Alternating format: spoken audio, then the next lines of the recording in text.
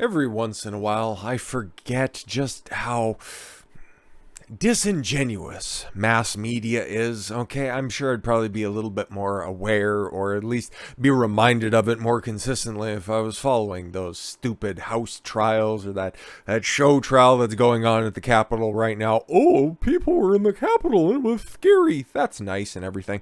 But once in a while, there's a story that just breaks through, that just makes me laugh and reminds me of a much simpler time when everybody could afford the gas in their vehicle. They didn't have to spend an extra 17% on summer barbecues or anything like that. And it was back when it was just Orange Man bad on every single article that's out there. Didn't matter the subject material, it would always just evolve into some sort of political screed and take some quotes out of context. And that's what we have here once again. It's basically the same thing that Trump has been saying for, years at this point? Okay, because a lot of people want Ron DeSantis to run for president in 2024. I don't think it would be a bad decision at all, in fact, but there is the looming specter of, yes, the Orange Man, and he's going to be running in 2024. Does anybody have any other aspersions about this? He's been coy about it.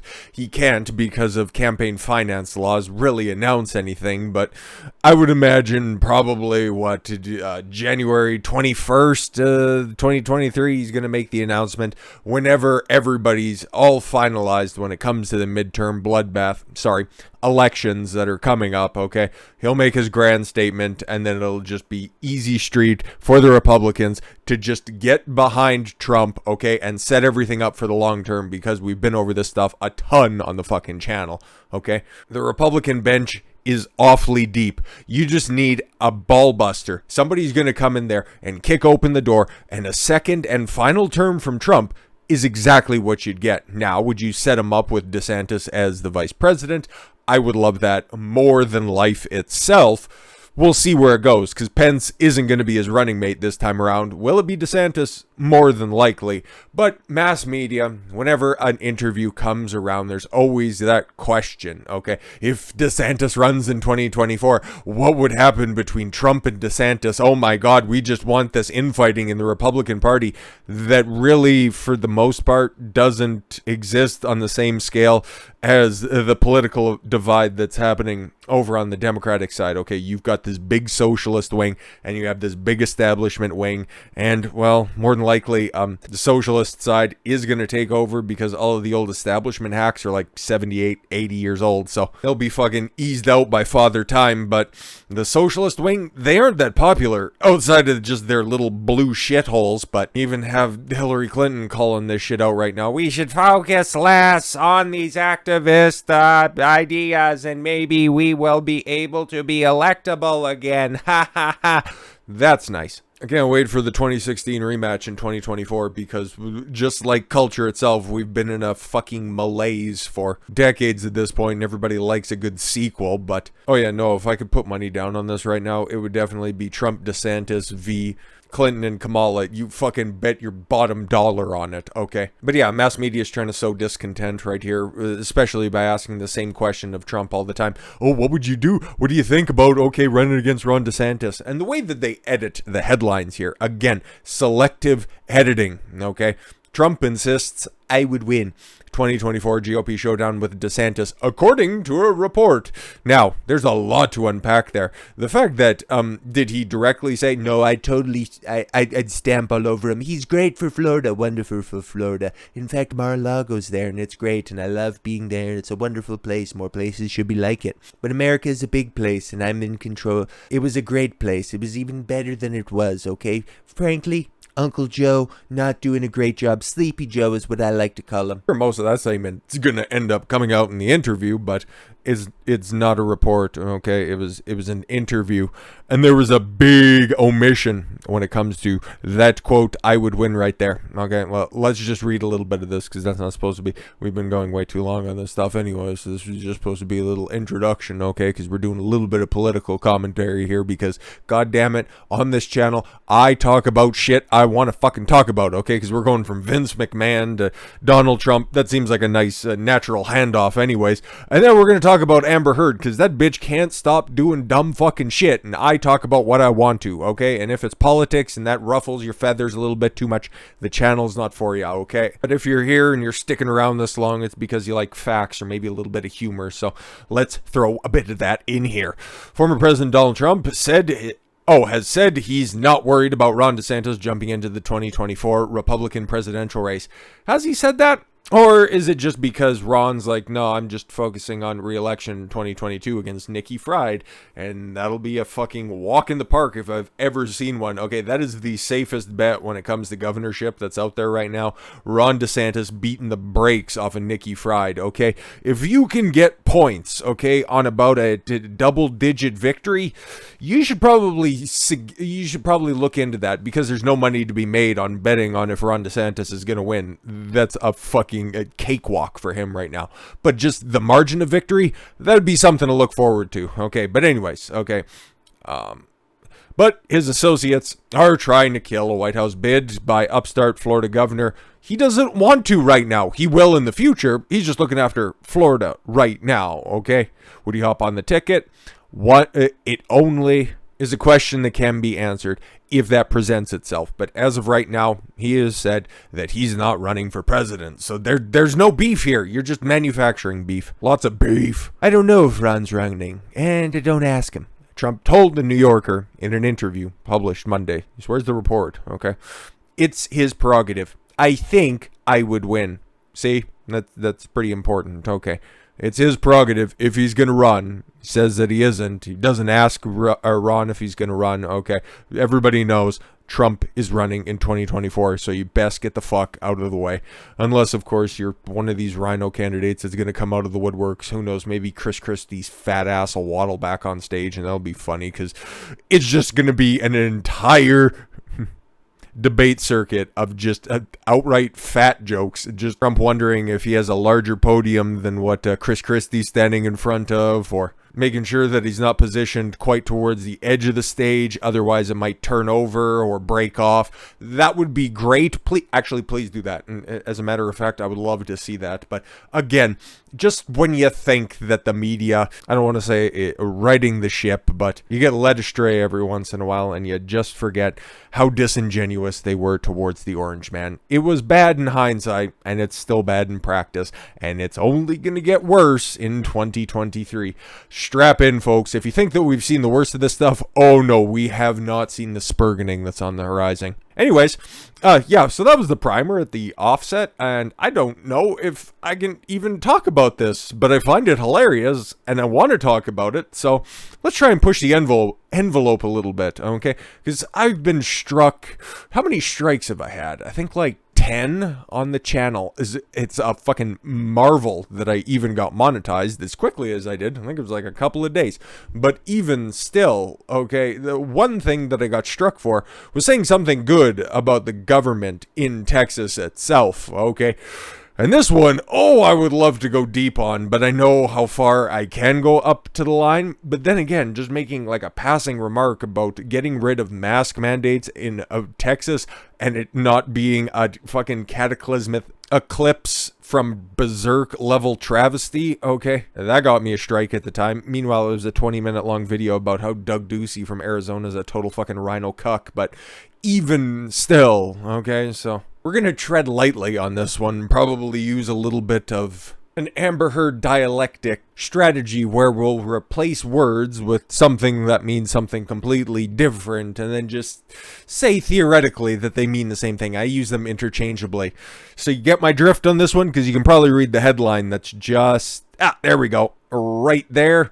I can't read it because YouTube's a fun place of open discussion and free speech, but you can read it for yourself. Texas GOP passes resolution declaring Biden might have done a couple of things or two, like not being able to ride a bike properly, not be able to traverse a flight of stairs, form coherent sentences, ad-lib whenever the teleprompter breaks, properly eat an ice cream cone, not sniff small children in his general vicinity. There's a lot of things Biden can't do. Anyways, Texas Republicans passed a resolution on June 18th stating that President Joe Biden was not things, and that substantial election fortification in key metropolitan areas influence the result of the 2020 thing that's already done and dusted in favor of Biden. Interesting. We believe that the 2020 election violated Article 1 and 2 of the U.S. Constitution. All right. That various secretaries of state illegally circumvented their state legislatures in conducting their election in multiple ways, including by allowing ballots received after November 3rd of the time. Okay, try to keep it purposefully ambiguous because, again, you know the drill at this point. If you've been around long enough, okay? I want to say it and I want to go in a whole lot deeper, but feel free to read yourself. Stated in a resolution passed on Saturday, the last day of a 3-day biennial Texas GOP convention held in Houston, the Texas Tribune reported. And here's the thing about this. This is largely symbolic, okay? This is just a giant fuck you to the White House right now, okay? And the ultimate failings of the Biden administration, which is there, okay? This resolution isn't going to do fuck all about it, okay? We've been over the process of how you'd end up using the political system to get Biden out of office, but again, it involves a whole bunch of impeachments. It's a lot of bureaucratic red tape. Biden's there. He crossed somebody pushed him across the finish line, okay? And he's there for a couple more years, okay? So fucking deal with it. But when it's all said and done, this is still funny as fuck that they'd even take the time to do this and just to create a stir because of it. We believe that substantial election fortification in key metropolitan areas significantly affected the results in 5 key states in favor of good old Uncle Joe. The resolution continued. We reject the certified results. Well, that's not good because certain fact-checking websites would disagree with you and they have all of the truth that's out there. I'm going to be doing a story about how USA employed somebody who fabricated 32 plus stories, as well as there's a previous video that's on the channel that's been released, a couple of months ago. It has Elon Musk in the thumbnail and another little girl because, again, all of these highly respected institutions. That was NBC Universal to begin with, who employed another one of these quote unquote journalists who just fabricated and also plagiarized a whole bunch of stories and put them out there as their own work. Yeah, no. But again, more on that at a later date sometime this week. Don't know where it's going to end up shaking out, but regardless, okay. They're the people who are telling you the truth, but they're also making up the truth as they go. Ain't that funny? The state's GOP, the largest in the nation, okay, passed a resolution after delegates sat through a Thursday screening of 2000 Mules. Hear great things about it. A documentary directed by conservative author and filmmaker Dinesh D'Souza. Yeah, but he got sent to jail because he circumvented campaign finance. Yeah, if you listen to his side of that story, it's a little bit sus. And considering the amount of money that he donated, and all of the documents are publicly available for you to peruse as well, it was one of those things that just kind of seemed like a targeted attack. I think he donated $2,800 when the total cap was $2,500, and he got sent to jail because Obama's a vindictive cunt. The movie features the undercover investigative work of David Lara, a citizen investigator, and Arizona State Senate candidate Gary Snyder, as well as investigations conducted by the election integrity organization True the Vote. Hey, we've talked about them in a couple of other previous Arizona videos within the past couple of months, I think. I can't remember the time frame, but I do remember the True the Vote committee, okay, an alleged coordinated ballot trafficking operation during elections in an important year. Got it? Good. Cynthia understood. Described in the expose of widespread coordinated voter fortification in the 2020 election. The movie draws on cell phone location data paired with the video surveillance footage that allegedly show a cohort of people dropping ballots off at drop boxes situated outdoors, an average more than 20 times each. Those people were dubbed by the investigators as mules. Yeah, no, exactly. But according to Liz Cheney, who's definitely seen the documentary, no, she hasn't. Okay, she hasn't seen anything from outside the inside of an office in Washington, D.C. for however long she's been in Washington, D.C., because she hasn't even bothered stepping foot in Wyoming, where a looming primary ass whipping is on the horizon for her. But even still, she's taken her job as the chair, the co-chair of the January 6th committee very seriously. Yeah, no, that's all been discredited. How has it been discredited? The same way Hunter Biden's laptop was discredited, because they said so. And one final thing when it comes to the GOP, actually it just comes to corrupt institutions taking advantage of good GOP candidates. Michigan judge orders GOP candidate for governor to surrender guns. Why exactly is that? Why is Ryan Kelley being targeted? Oh, because it's Michigan. Oh, and because it's Gretchen Whitmer, and we all know she doesn't like to wield the power of the judiciary like her own personal fucking hammer. All right. Michigan Republican candidate for governor Ryan Kelley will have to surrender his guns while he awaits trial for misdemeanor criminal charges. Has to turn over his guns for a misdemeanor. That don't seem to really flush out. Okay, like, my knowledge of criminal charges in the United States is a little bit spotty, a little bit specific in certain areas, but I thought you needed to be charged with a felony in order to have to turn over your guns, okay? At least for the time of the investigation until the charges get cleared up and all that stuff, which is totally fucked to begin with, by the way. You have to be charged with something violent, okay, in order to have your Second Amendment right temporarily limited. Really goes to show you how much of a right it is. In connection with the January 6th U.S. Capitol breach, a judge ruled on June 16th. U.S. Magistrate Judge Robin Merriweather, go figure, made the ruling, even as Kelley's attorney argued that he needs to carry a concealed weapon for self-defense as he makes campaign appearances in Michigan. Yeah, no, exactly. He is a high-profile candidate right now for a very high-profile job, okay? Probably making some inflammatory, but obviously very truthful statements about the current tyrant, commissar of Michigan, right? And again, if he has all the permits, what's the fucking problem? But anyways, the judge, also said Kelley can't leave the state while awaiting trial and must surrender his passport. What? For a misdemeanor. Again, Michigan. What the fuck is going on? Kelley is a bit of a high-profile candidate in Michigan, as recent polls showed that he is a frontrunner among GOP gubernatorial candidates, his lawyer, Gary Springstead, said. Yeah, we can look at polls and see that that's the fact of the matter. And isn't this literally political prosecution, okay? The guy who's probably going to be facing off against Whitmer, okay? And he's getting thrown in jail by he's getting fucked with, okay, on some very dubious charges here, okay, from the January 6th picnic. Interesting. Like, what's his connection there? Is this just like another one of these trespassing charges? Like, what are we doing here? So his lawyer, Gary Springstead, said, Kelley, who has a license to carry a concealed weapon, so he has a CC permit. Great. Okay, so why are you doing this? What are these charges anyways?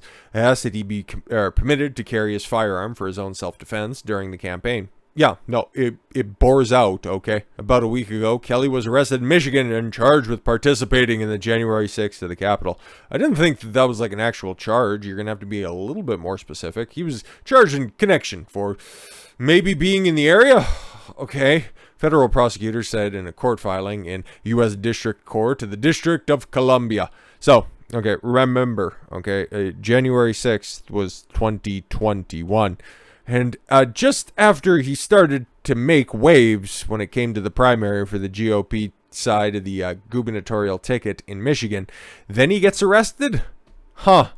Interesting. Interesting, don't you think? The complaint noted that Kelley didn't actually enter the Capitol building on January 6th. What the fuck is he being charged for then? Oh, he was in the area, so we need to ask him some questions. And instead is being charged with entering and remaining within a restricted building or grounds without lawful authority. Wait a minute. He didn't enter the Capitol building, but he's being charged with the same thing that they charged somebody for entering the Capitol building. What the fuck? These seem like fake-ass fucking charges from this fake-ass fucking investigation. Disorderly conduct in a restricted building or grounds. He didn't enter anywhere, okay? Knowingly engaging in an act of physical violence against a person or property on restricted grounds. That is a complicated charge, so that could mean a whole fucking lot of things. And willfully injuring or committing any depredation against a property of the United States government. All of these sound like charges that literally anybody could be committing at any fucking moment, okay? You're sitting on a park bench in a federal park. You're depriving somebody of the ability to also sit on that bench, as well as, let's say it's a rusted bench and it breaks off. Your physical violence, you personally being on that bench, you broke it. That's property of the United States government, and because it's a broken and a hazardous area, therefore it would be a restricted area. See how fucked up that shit is? The whole thing in January 6th, it's another Democratic show trying to do a power control. Sorry, Kelley said in an event last week. Yeah, no, everything checks out so far. Okay. They obviously have no real solutions. Look at the gas prices. Look at the price of food. We have baby formula shortages. I can't fucking believe that is still going on. Holy shit. Okay. But at least Biden has time to go fucking ride his bike or talk about how he wants to extend a student debt pause or whatever the fuck is going on there. Okay. Yeah. Just continue to string along all of those cat piss stinking fucking box wine enthusiasts. Okay. Fucking pandering jackass. You're gonna get blown the fuck out in the fall. I can't wait for it personally, but I guess that's the day in Republican land. Okay. Trump's running in 2024. The Texas GOP is fucking hilarious, and well, I guess so is the Michigan GOP, but for other very nefarious reasons. With all that said, thank you all very much for the gift of your time. I've been Don Consuelo. I want you to follow your gut and get after it. Take care, everyone.